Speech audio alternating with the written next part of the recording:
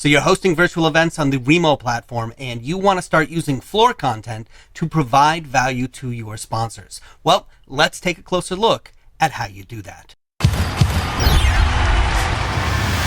I'm Seth Ressler. I'm the founder of Community Marketing Revolution.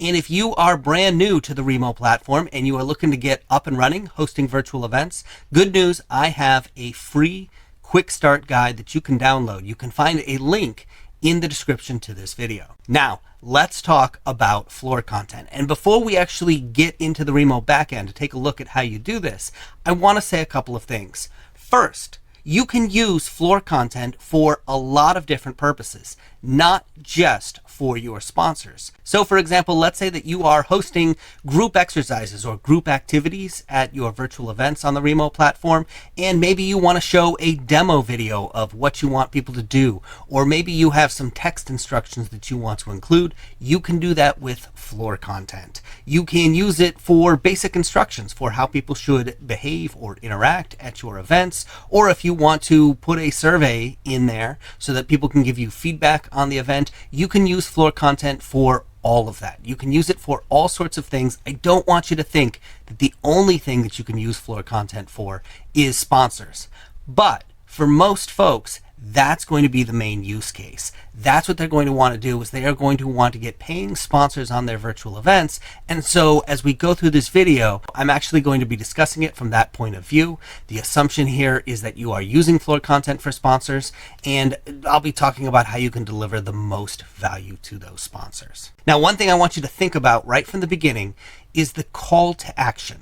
What are your sponsors asking people to do? Or if it's not your sponsors, what are you as the event organizer asking people to do with this floor content? You want to have a real clear objective here. What is the action that you are asking them to take? Because that's going to determine how you configure the floor content. And you may have multiple sponsors who have different types of calls to action. Maybe one wants somebody to schedule an appointment, one wants somebody to fill out a form, another wants somebody to download a PDF, so on and so forth.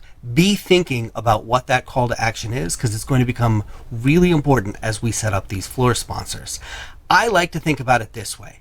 I like to tell my sponsors to have somebody at the virtual event and to have just a ready 2-minute pitch, like an elevator pitch they can give when they meet new people at an event. And then they can use the floor content to continue that conversation later on. So for example, if I'm a vendor and I am selling a service or a product and I meet somebody, I can tell them a little bit about the product, and then I can say, look, I'd love to give you a full demo. Click on our banner over on the side and you'll be able to schedule a full demo. Or click on the banner over on the side and you can download a case study, things like that. So be thinking about what that call to action is. All right, with that in mind, let's actually log into the back end of Remo and take a look at how we set up floor content. Okay, so here we are. We have logged into the back end of my Remo account and I am editing an event. In this case, this is actually the Remo Virtual Event Producers Meetup that I co-host every month with Jared Goldsmith. And this is a place for Remo users to get together and to learn from each other. So if you are watching this video on YouTube right now, you are invited to come to our next Remo Meetup. You can go to communitymarketingrevolution.com/Remo. Again, that's communitymarketingrevolution.com/Remo, and you can register for our next event there. But before we actually go to the page with the floor content on it, we need to look at something here on the basic settings page. So I am going to scroll down to the section where you choose a floor plan.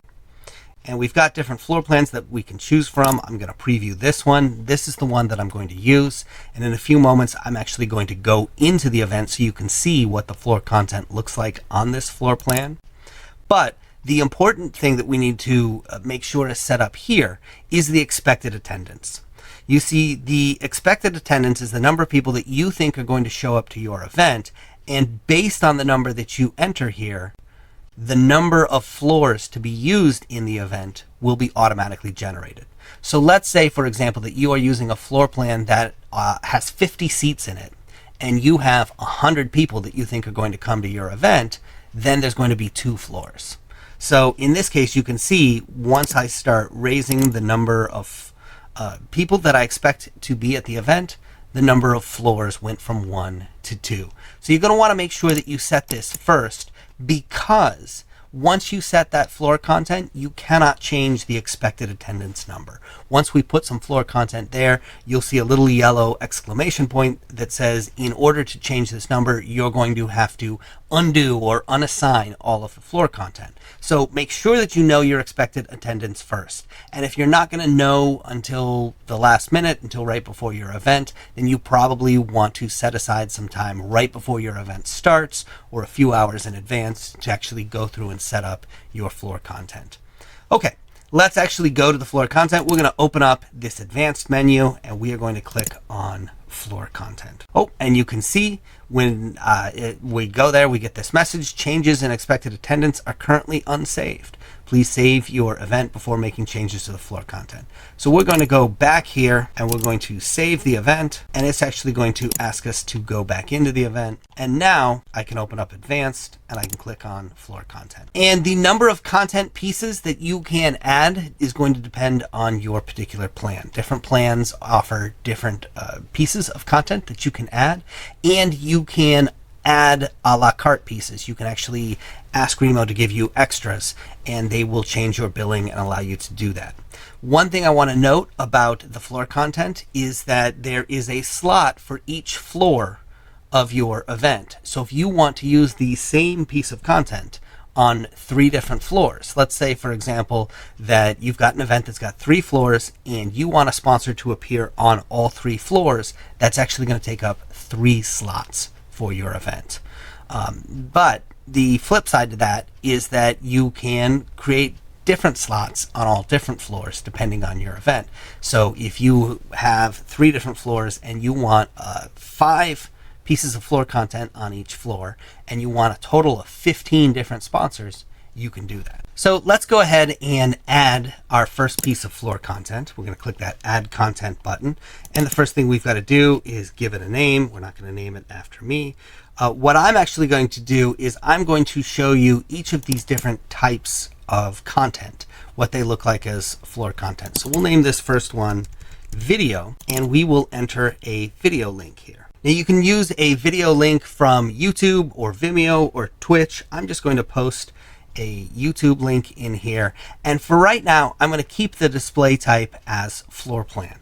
We'll actually show you what a pop-up or large screen piece of floor content looks like. And then we can decide on the floor content location. Again, do we want it on all floors or just particular floors? I only have 1 floor in this event, so we're only going to put it on 1 floor. But if I had 2 floors, I'd have the option of selecting floor 1, floor 2, or both. And then we have different slots, and you can actually see the different slots here. So 1 is going to be in the top left. There's a couple of slots on the actual floor. And then there's some slots over here on the left side and some more slots over here on the right side. Different floor plans put their floor content slots in different places. Some of them only put them on the left or right side. Some of them do what this floor plan does, and they actually put them on the floor itself.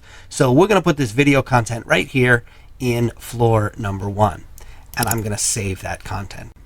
Now, before I go into the actual event and show you what that looks like, let's do a couple of other different types of content. So we're going to click Add Content again, and we're going to click Embedded Website because that is the type of content that we're going to use. And this time, I'm actually going to paste a Google form in here. So this is great if you want people, for example, to fill out a survey, give you feedback, or do some other form to capture leads from people. So we'll go ahead and paste that link in there. And you can see a preview of the form. This is what it looks like. I can't actually scroll down here in the preview. And then we can give people the option to open up that content into a new tab. I think that's always a good idea, just in case for whatever reason it doesn't render correctly on the screen that they are using when they're attending the event. And again, we can see where we want to put this. We're going to put it on all floors because we only have 1 floor, and slot 2 is over here on the right. I'm actually going to keep it there, so we'll go save. Now, I want to show you another type of embedded website content that you could use. In this case, we're going to embed a Calendly link. And this is great too for using the embedded website option if you want people to schedule an appointment with you. So you can be talking to somebody at the virtual event and you can say, hey, I'd love to continue this conversation. If you click on the embedded content, you can schedule an appointment with me and we can continue this conversation at a later time. So let's see what that looks like. Again, this time the test is with Calendly. It is an embedded website. And I'm just going to paste that link here. And you can see the preview. And again, I can't scroll down in the preview, but that is what it's going to look like. I want to give people the option to open that in a new tab. And we're actually going to put it in slot number 5 so that we can compare those side by side. Now, there's a couple of other types of floor content that we want to look at. So let's go ahead and click on this. We want to see what an image looks like. So this, again, the content type is image. And when you click that, this button will change and an upload button will appear. Let's actually upload this Acme Circus image. And once it uploads, you can actually hover and see a preview of the image right there. And again, the display type, we're going to keep these all at floor plan for the moment. I'll come back in a bit and I'll show you what a pop-up and a large screen looks like. And this is going to go in slot 3 on all floors, or really the only floor that we have. We'll save that. And we've got one final type of content. This is text. And we can enter this text here. This is some text. And that'll go in slot 4 there. So let's go ahead and save that. And now let's save and close up in the top right corner. And let's actually go into the front end of the event. Let's enter the event. And here we have all of our different types of floor content. So in slot number 1, we have the video, and people can play the video right here. This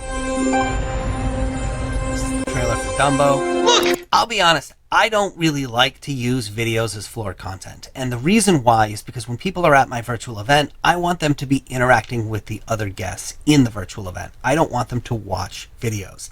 It's kind of like somebody being at a party and pulling out their phone and starting to watch YouTube videos while they're at a party. That's not the point of being there. So while it is nice to have video here, and there may be some cases in which you want to put video there, as a general rule, I try to avoid it.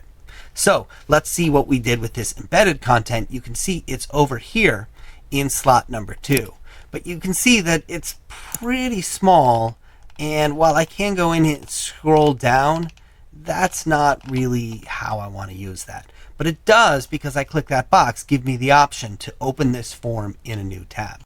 Same thing down here with the Calendly scheduling form. It's not really useful in this form, but I'm going to show you a couple of different things that we can do to make that a little bit easier to use. Then, of course, we have the image right here that we put here. So that's great if you just want to put a logo on the floor.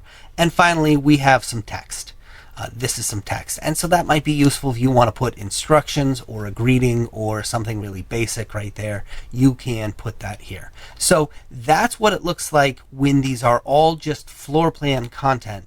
But we can also create content that is either in a pop-up window or in a large window. So let's actually go back to the back end of our Remo event and see what happens when we make that change. So here I am back at our floor content page in the back end, and I'm just going to edit every single one of these, and I'm going to change them to pop-ups. And you can see that when I click on pop-up, I now have a new button here that says upload image. And this is the image that's going to be on the floor plan. And when you click on this floor plan image, then it's going to open up a larger pop-up window. So let's go ahead and use that. I'm just going to use this Acme Circus logo. And I also, again, you can hover to preview it, but I also have the option to add a CTA, call to action button. So if we want people to do something additional, for example, learn more, that's the text that can go on the button, and I can type whatever I want in here and send them to whatever page I want them to go to. We'll just send them to Google, okay? And save that content. Now let's go ahead and do the same for the embedded form. We're going to make this a pop-up. I'm going to upload an image, and in this case, I am going to do the take our survey image. And I don't need a call to action button because they're going to be able to fill out the survey right there in the pop-up window. Let's do the same with Calendly. Take that link. Let's make it a pop-up link. Let's upload an image. In this case, it is a schedule an appointment image, and I can save that. And then we have the Acme Circus image. In this case, I'm going to make a change. I want the pop-up window to be a different image. I'm going to have that be this. It says get your tickets now, and we will add a call to action button. First, I've got to upload the floor plan image. We'll use that Acme Circus tent image there. And the call to action will be get tickets to the circus, because everybody loves a circus. We'll just say Acme Circus. Okay. And finally, the text. We can make this pop up too. And again, you're going to have an image that will allow people to connect to that text. So I'm going to choose this image. And this image, I just want to show you what this looks like because this is a little bit different. This image actually is a PNG file, a PNG file that has a transparent background. So I want to show you what that looks like when we use that floor content. And we're going to go ahead and save that.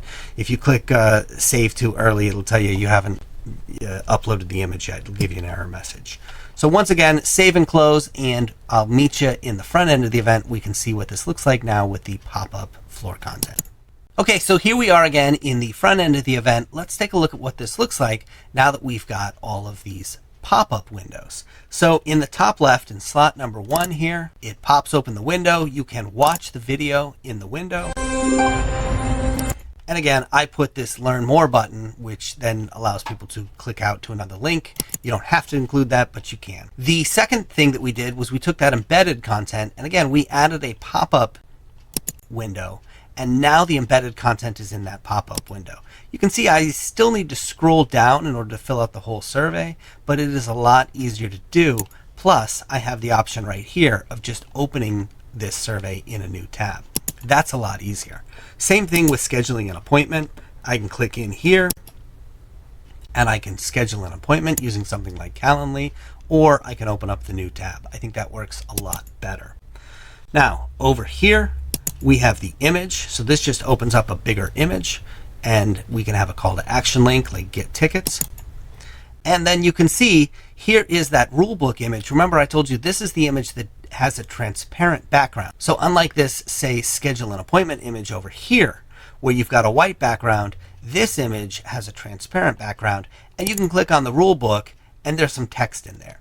Now, it's not great for adding paragraphs of text, and you can't hit return, and you can't format the text in different ways that you want. For example, you couldn't add bullet points. So really, this is limited in what you can do with a pop-up window with text, but it is an option if you need it.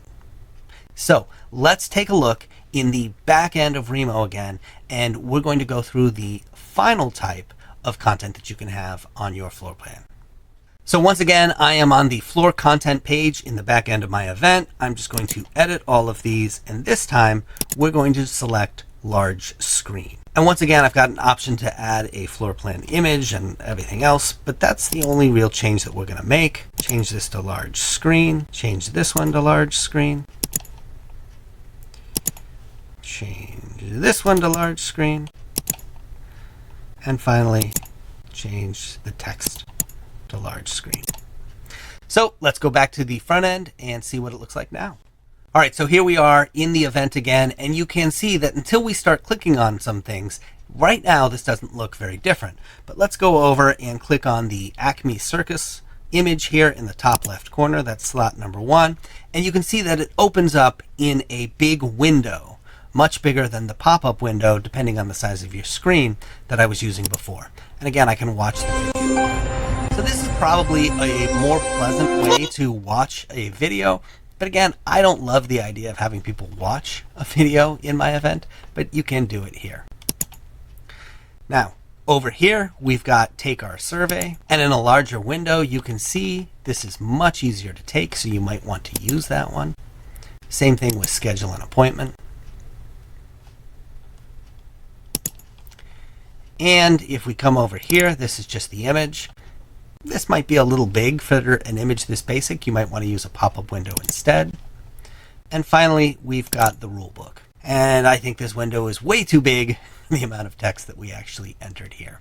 So you have a number of different options for your floor content, and you should play with it ahead of time to make sure that you understand how it's going to look in your actual event. But hopefully this gives you an idea of how you can use this floor content to add more value for the sponsors of your next Remo event. Thanks for watching. Again, I'm Seth Ressler. I'm the founder of Community Marketing Revolution. And if you are new to the Remo virtual event platform, well, I've got that quick start guide that you can download for free. You can find a link to it in the description to this video. Now, check out some of these videos. I think you're going to find more that you'll find useful. Thanks for watching.